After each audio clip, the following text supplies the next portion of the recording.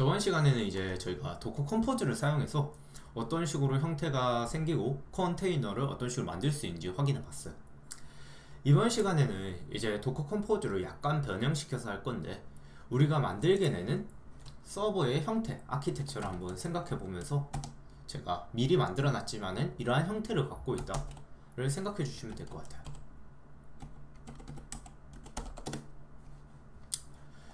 먼저 간단하게 생각하면은 기본적으로 우리는 서버를 구동시킬 거기 때문에 익스프레스가 있을 거야. 여기는 포트가 뭐 3000번이겠죠? 뭐 여러분들이 설정하기 나름이겠지만은 저는 3000번으로 줬습니다. 그리고 익스프레스와 데이터베이스의 관계도 있겠죠. MySQL로 저는 줬어요. 포트는 3306. 그리고 이 밑에 뭐 레디스도 있는데, 레디스는 왜 사용한지 계속 이야기하면서 한번 알아보도록 할게요. 레디스는 3307. 그리고 저번 시간에도 이야기했지만은 익스프레스가 있을 때 이제 엔진X가 있습니다. 얘가 이제는 역할을 가지게 될 겁니다. 역할은 리버스 프록시, 그리고 로드 밸런싱까지 할 수 있으면은 해보도록 할게요.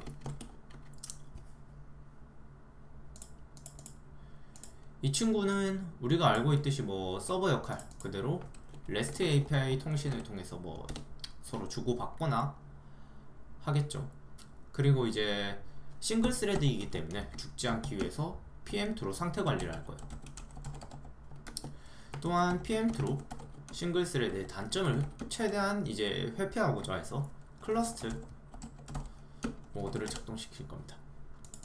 이 클러스트 모드를 작동시키게 되면은 세션을 관리하는 것이 많이 까다로워져요. PM2 자체에서는 이제 익스프레스 세션을 못 쓰기 때문에 클러스트 모드를 작동시키면, 그래서 레디스로 세션을 관리해 줄 거예요. 데이터베이스는 뭐 그냥 기억 장치다 라고 생각하시면 될 것 같아요. 이렇게 있을 때 여기서 우리는 클라이언트의 입장을 또 고려 한번 해봐야겠죠. 클라이언트는 리액트로 만들 거고, 포트는 그냥 영 겹치지 않게 9090 이런 걸 줄 겁니다. 포트에서 이제 할 수 있는 것들은 이제 리액트에서 할 수 있는 것들은 간단하게 서버와 이야기를 할 수 있는지 없는지를 판단해서 로그인, 그리고 회원가입, 마지막으로 소켓 IO도 한번 써볼 거예요. 그렇기 때문에 채팅 이렇게 넣어보도록 할게요. 그렇게 됐을 때 화살표를 그려보면은 어디 보자.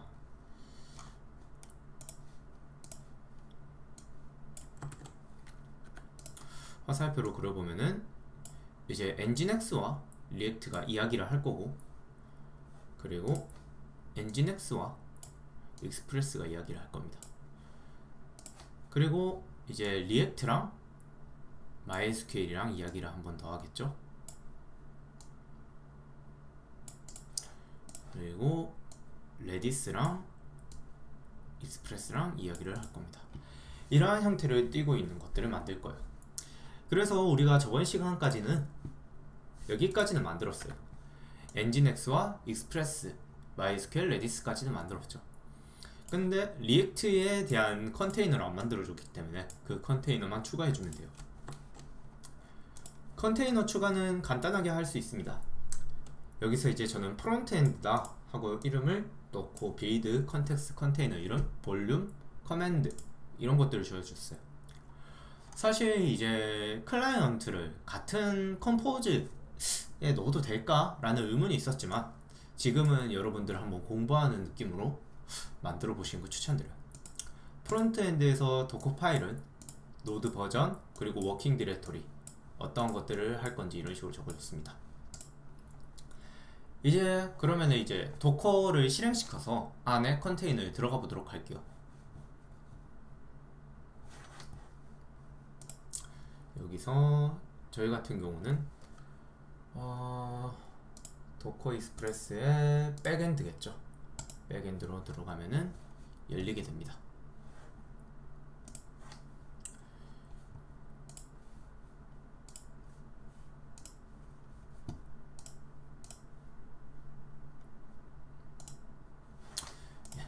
이렇게 하면 열리게 되고, 아마 처음 들어가신 분들은 이 위치로 바로 안 가실 거예요.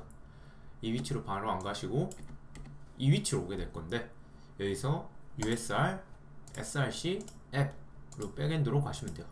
우리가 사전에 정의해놨던 위치로 가게 되는 거죠. 그러면은 여기 도커 파일, 뭐 제가 미리 넣어놨지만 에코시스템, 패키지 제이슨 이런 것들이 있습니다.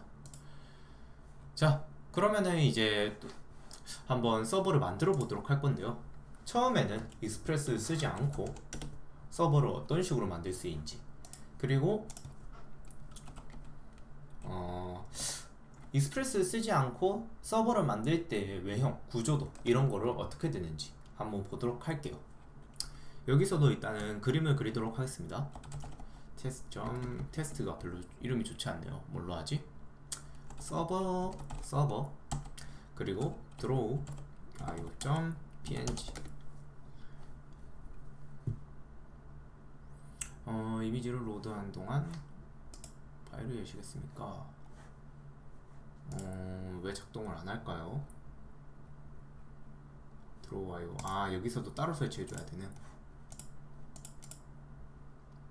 설치 중이고, 예, 설치가 다 됐습니다. 됐으니까 열어보도록 하죠. 화면이 열렸네요. 크게 생각을 하게 되면은 서버라는 녀석은 이렇게 생긴 녀석이에요. 여기에 웹 클라이언트가 있다고 할게요. 클라이언트, 그리고 서버는 여기 있습니다. 서버, 그리고 서버 안에서 이러면 글자가 안 보이네요. 이걸 일단 지우고 시작하도록 할게요. 이게 서버예요. 아무튼 그쵸. 이 안에 무언가가 있고, 그리고 이거는 서버다. 클라이언트는 이제 요청을 보통 하게 되겠죠. 요청을 하게 되는데 이런 식으로 가게 될 겁니다. 여기서 이쪽으로 밑으로 가게 될 거예요. 이렇게 가면은 우리가 서버로 딱 이제 요청을 보내겠죠. 뭐 포트를 통해서 보내게 되면은 서버는 그 정보를 받고 등록한 콜백 함수에 따라서 그 콜백 함수의 지정한 값을 클라이언트로 뱉어주게 될 거예요. 그런데 이 클라이언트에 우리가 등록한 콜백 함수를 어떤 식으로 만들 거냐면은 이렇게 레스 이러한 형태로 막 만들기 시작할 거예요. 이러한 것들을 우리는 미들웨어라고 부를 겁니다. 이러한 형태로 만든다는 것을 일단은 알고 계시고, 이제 HTTP 익스프레스를 넘어가기 전에 HTTP라는 라이브러리를 통해서 서버를 만들어 보도록 할게요. 먼저 const http 해서 라이브러리를 받아와요.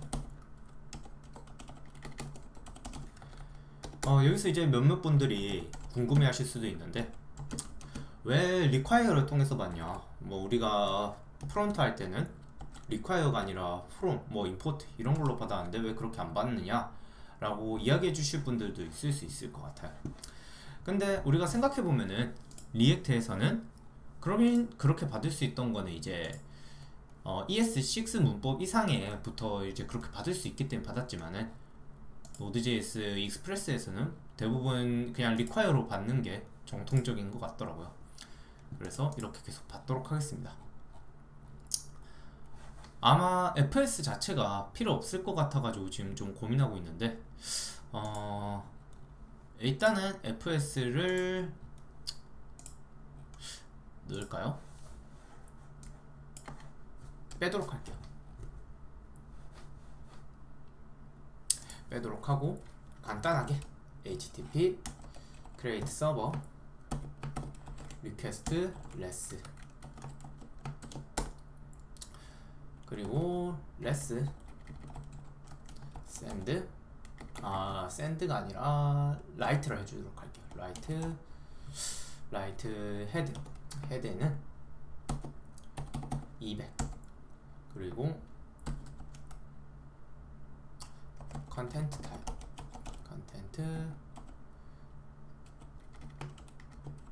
type은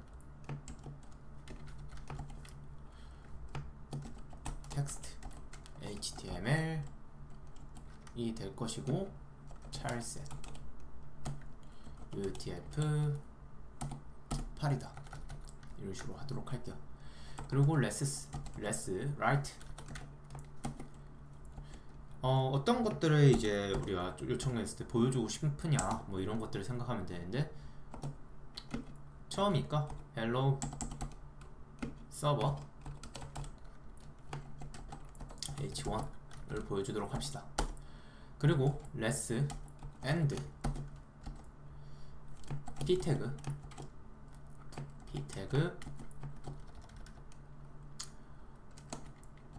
안녕하세요를 보내드리도록 할게요.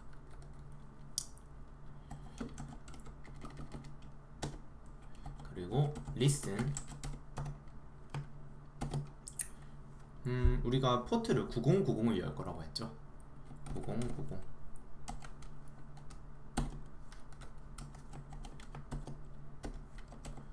콘솔 로그 9090 포트에서 대기 중입니다. 이렇게 만들도록 할게요. 이렇게 만들었으니까 이제 이거를 한번 구동시켜 보고 싶잖아요. 구동은 어떻게 시키느냐, 노드 여기서 이제 ls를 치게 되면은 어떤 것들이 있는데, 그래서 노드를 치고 appjs를 치면 됩니다.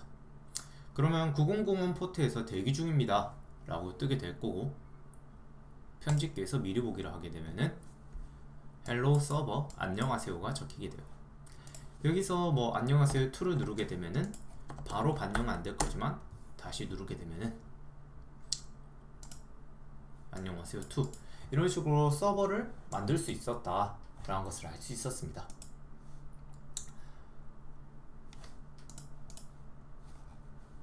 그렇다면은 이제 서버를 만들었잖아요.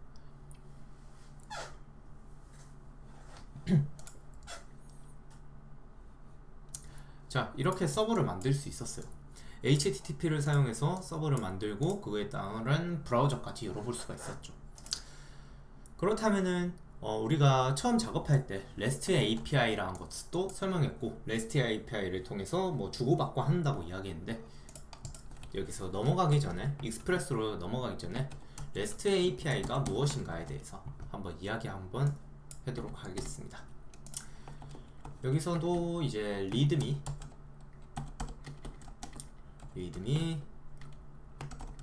.md를 만들게요.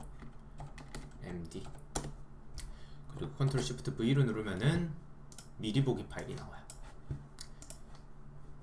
옳고 이거는 끄도록 할게요.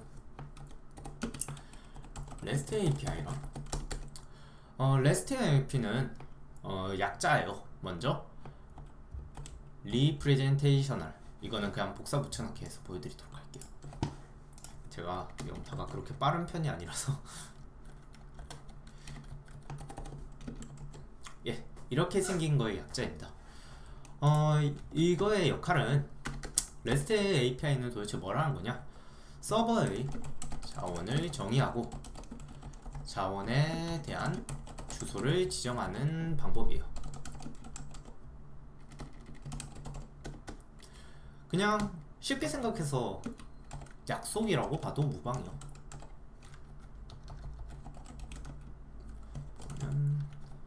봐도 된다, 봐도 무방하다. 그래서 이제 파일이 필요 없고 서버를 행할 수 있는 것들을 통틀이해서 이제 의미한다고 볼 수 있습니다. REST API는 많은 규칙들이 있는데 모든 규칙을 이제 지키기에는 현실적으로 어렵기 때문에 뭐 어떠한 규칙들이 있는지에 대해서 한번 알아보도록 할게요. REST API의 이제 규칙들 중에 가장 대표적인 것들은 get, post 이렇게 두 개가 있어요. get은 서버의 자원을 가져오고자 할 때 쓰는 거고요. post는 서버의 자원을 새로 등록할 때 쓰는 거예요. 사실 get post만으로 다 만들 수 있는데 이 중에서는 이제 또 여러 가지가 더 있습니다. push라든지 patch라든지 delete 그리고 옵션 이러한 것들이 있어요. 예전에는 제가 알기로는 get하고 post밖에 없었기 때문에 뭐 패치를 한다고 하더라도 post로 하고 뭐 지운다고 하더라도 post로 하고 해도 상관은 없었대요. 오히려 그때 당시에는 이 REST API 규격을 잘 지킨 거라고 판단할 수 있었어요. 하지만 이제 시간이 지남에 따라서 push나 패치, 뭐 delete 이런 것들이 왔어요. 풋을 생각해보면은 무엇인지 한번 알아볼 수 있는데 그냥 서버의 자원을 서버 자원에 들어있는 것을 바꾸고자 할 때 쓰는 거예요. 패치는 일부만 수정하고자 할 때 쓰는 겁니다. 딜리트는 삭제를 하고자 할 때. 옵션 같은 경우는 좀 독특한데 요청을 하기 전에 통신에 옵션이라는 게 있어요. 옵션을 설명하기 위해서 뭐 쓴다. 이거는 저희는 잘 다루지 않기 때문에 이런 것들이 있을 거다 라고 합니다. 저희는 이제 간단하게 get하고 post를 쓰게 될 거예요. post 같은 경우와 이제 push나 patch, delete 이런 것들을 다 쓸 수 있는데 아까도 말했지만 현실적으로 다 지키기 어렵고 원하는 방식하고 이제 약간 좀 안 맞는 것들이 있어요. 그런 것들 경우에는 서로 설계하면서 야 이거는 우리가 이렇게 줄게 라고 이야기를 해야 되는 부분이라서 get post로 만들고 만약에 여러분들이 직접 프로젝트를 하고자 할 때는 post에서 여러 가지로 나누면 돼요. 지금 보니까 이제 put 설명이 생각보다 엄청 난해하게 적혔는데 좀 더 자세하게 적으면은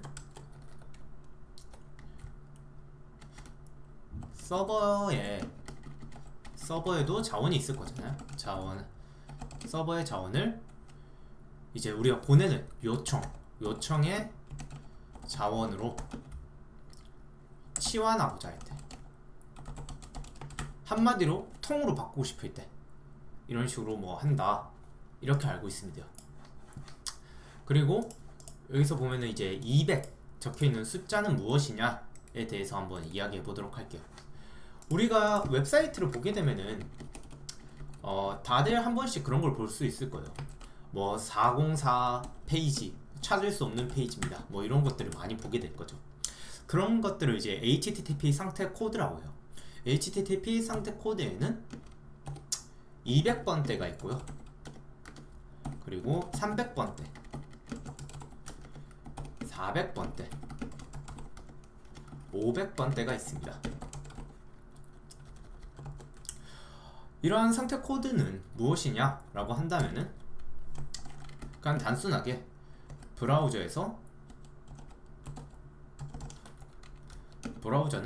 서버에서 보내주는 상태 코드를 보고 요청이 성공했는지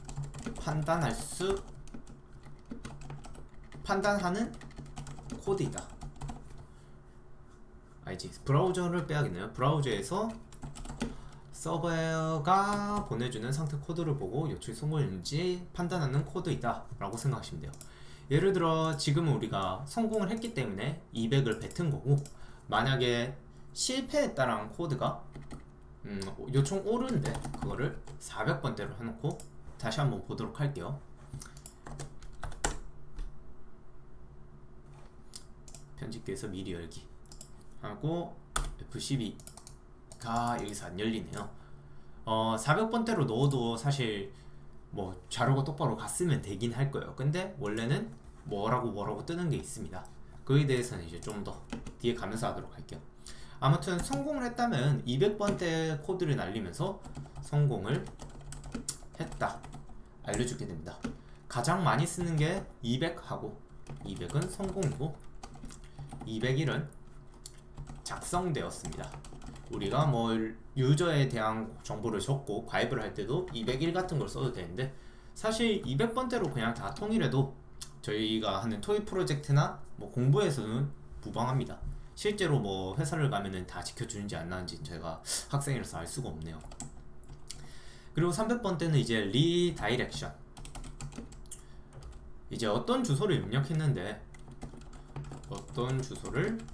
입력했는데 다른 주소의 페이지로 넘어갈 때 뭐 그냥 말 그대로 리다이렉션이라고 생각하면 돼요. 자주 쓰는 거는 301 영구적으로 이동,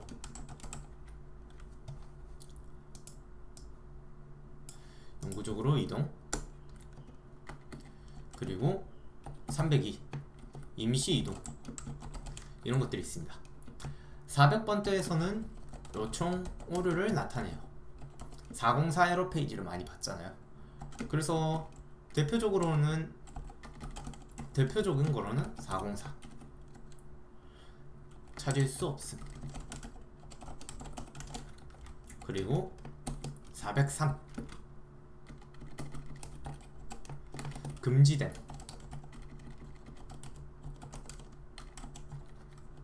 그리고 401 권한이 없음, 400 요청 잘못된 요청. 자, 200, 304번은 어쩌다가 많이 봤을 수도 있어요. 근데 500번까지 본 사람들은 많을 수 있을까 생각이 드는데 서버에 오류를 나타내요.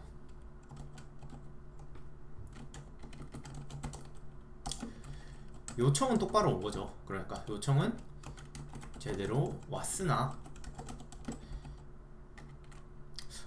서버 자체에 오류가 발생했다고 생각하시면 돼요.